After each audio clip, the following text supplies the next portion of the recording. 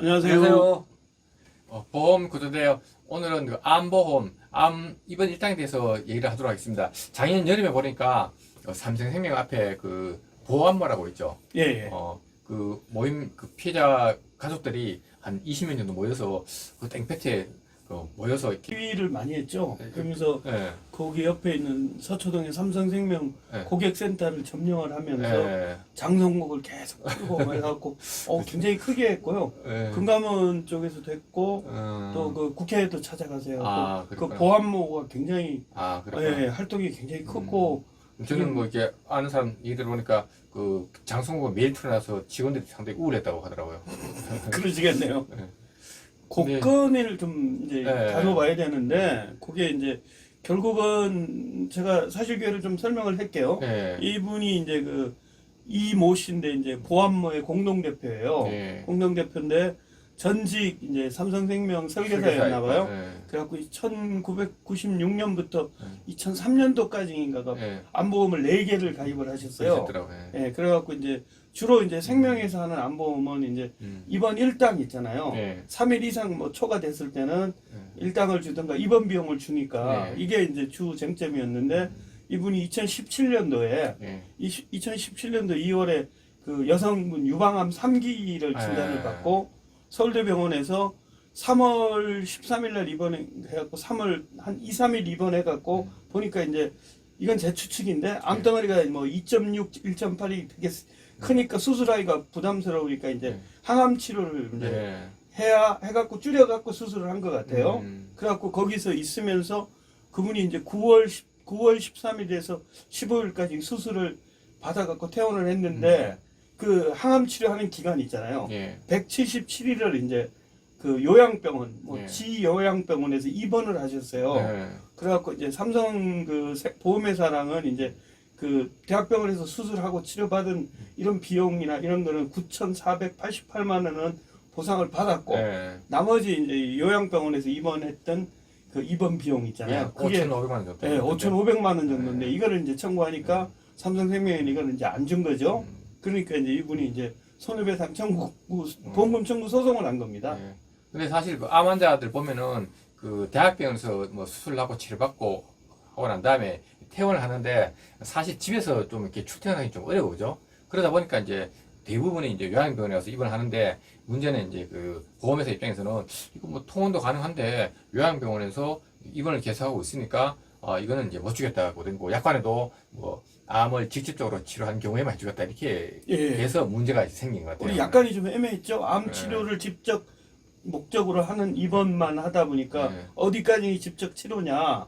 그러니까 이제 가장 단순한 거는 이제 뭐 암 수술을 했든가 이제 그다음에 암을 이제 제거하는 수술, 그다음에 이제 항암 치료 이렇게 단순하게 보는 것도 있고 또 이제 나머지는 그 이제 항암 치료를 받기 위해서 이분의 신체적 이런 문제가 있으니까 그거를 이제 뭐 이제 보존 치료를 받는 걸 인정할 거냐 아닐 거냐 이런 문제인 것 같아요. 근데 사실 그 약관을 처음 만들 때 그 당시에는 요양병원이 별로 없었어요. 그렇죠. 그러다 보니까 이제 뭐 암을 직접적으로 치료하는 경우만 해주겠다 그랬는데 그래서 수술하고 난 다음에 며칠 후에 와서 집에서 다니는 게 정말 좀 어렵단 말이에요.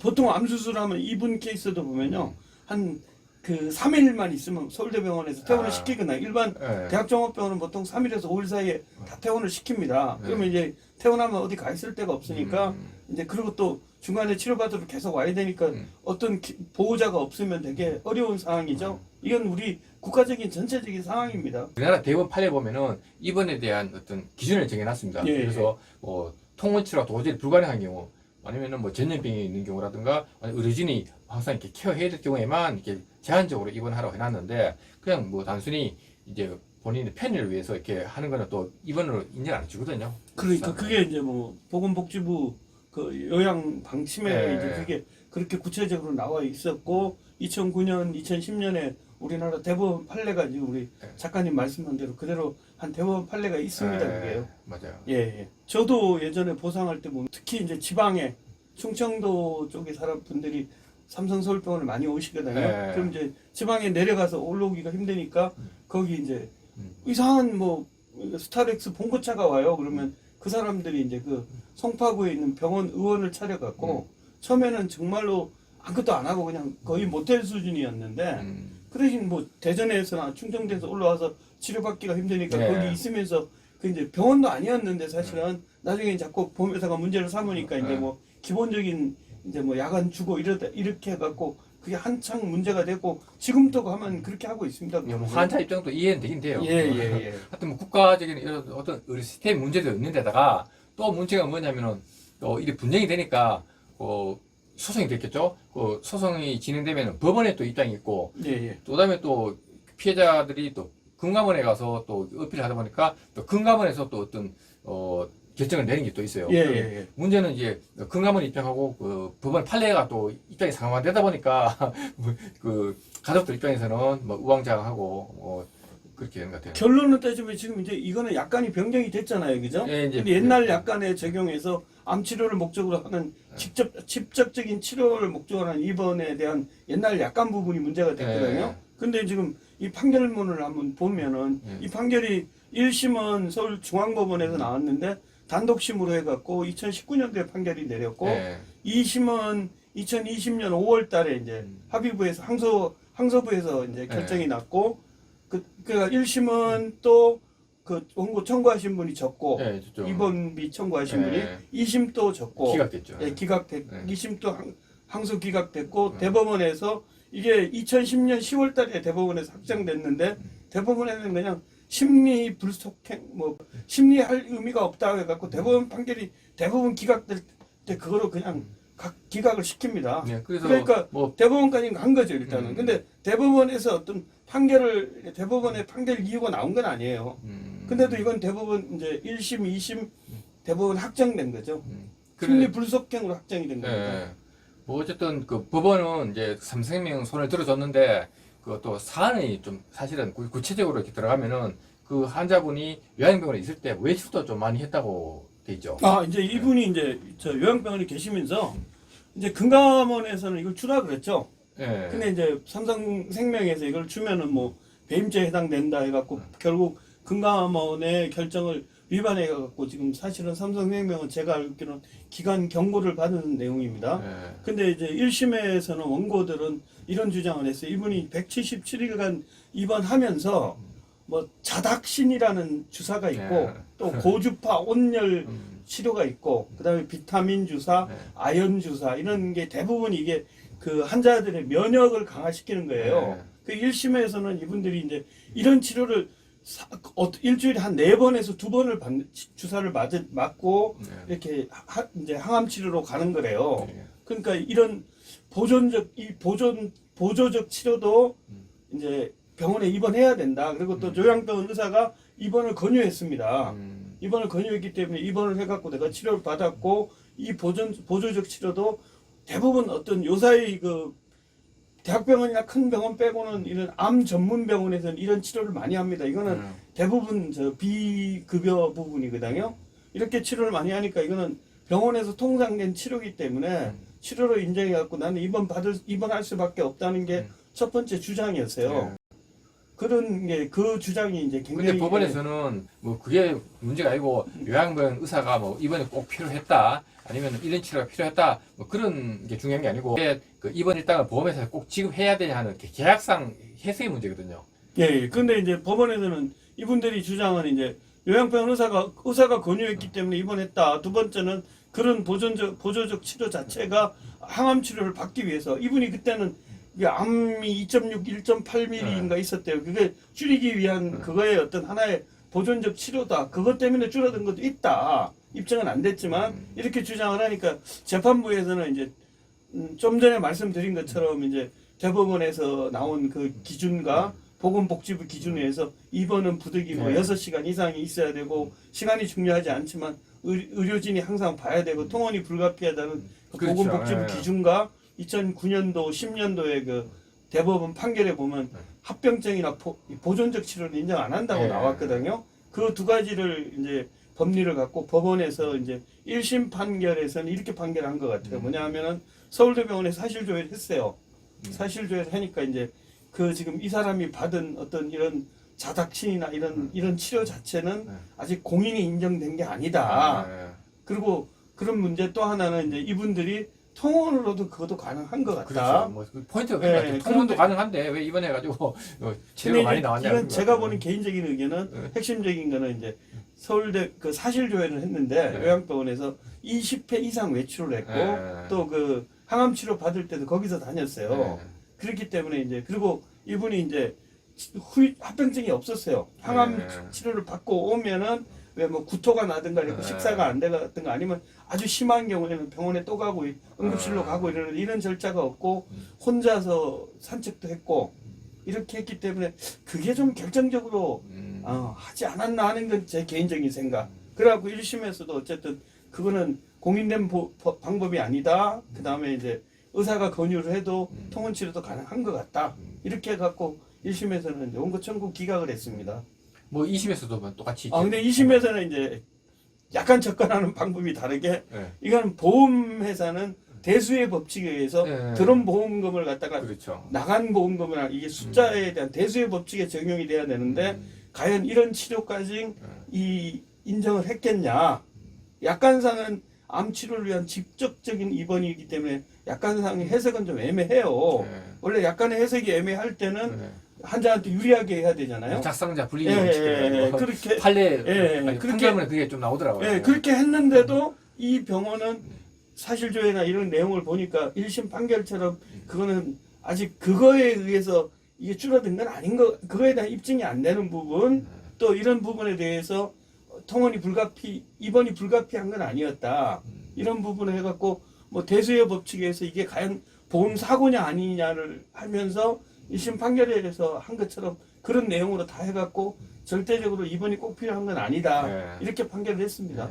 하여튼 이게 이제 그 법원하고 이제 산생명 입장이고, 그런데 지금 뭐 그 환자라든가 이제 그 금감원 입장은 조금 틀리죠. 예, 금감원에서가 지금 입장이 좀 왔다 갔다 했죠. 분쟁 사례가 이 그 암 진단 입원 진단금을 주라는 데도 있고 또 주지 말라는데 두 가지 사례를 보면 딱 두 가지 왔다 갔다 했어요. 근데 제가 금감원 분쟁 사례를 좀 짚어보니까요. 결국 그건 것 같아요. 항암 치료 받을 때 요양병원에 어떤 병원에 입원을 해도 아주 그 항암 치료가 받아갖고 자기가 도저히 못 견딜 정도 있잖아요. 응급실에 실려갔다든가 뭐 밥을 못 먹고 계속 이런 상태가 됐든가 이게 구토가 심하다 그러더라고요. 그런 경우는 또 금감원에서는 입원 병원 주라고 했어요. 사실 객관적으로 봤을 때 입원이 꼭 필요하잖아요. 그 지경되면. 근데 또 인정 안 한 사례는 좀 전 판결문처럼 이제 그렇게 있잖아요. 꼭 입원 안 해도 되는데 사실은 요양병원에 입원한 부분.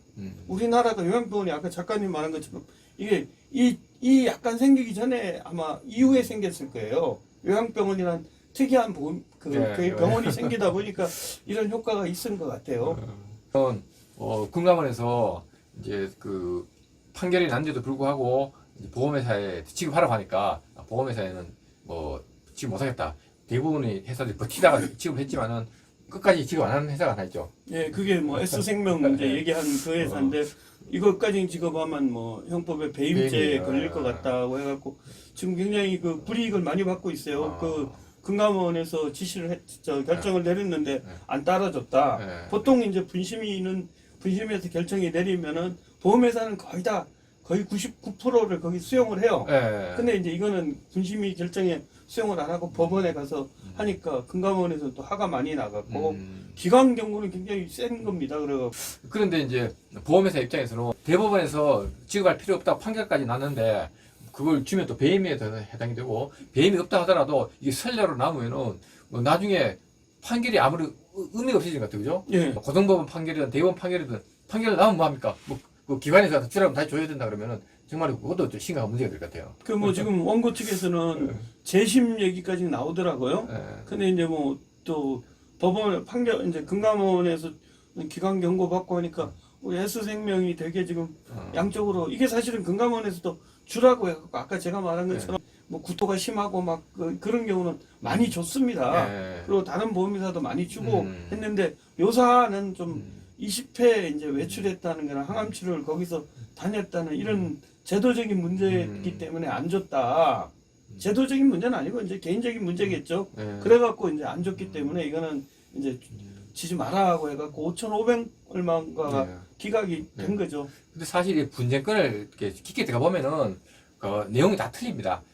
남들이 봤을 때 비슷해 보이는데 그 케이스 바이 케이스거든요.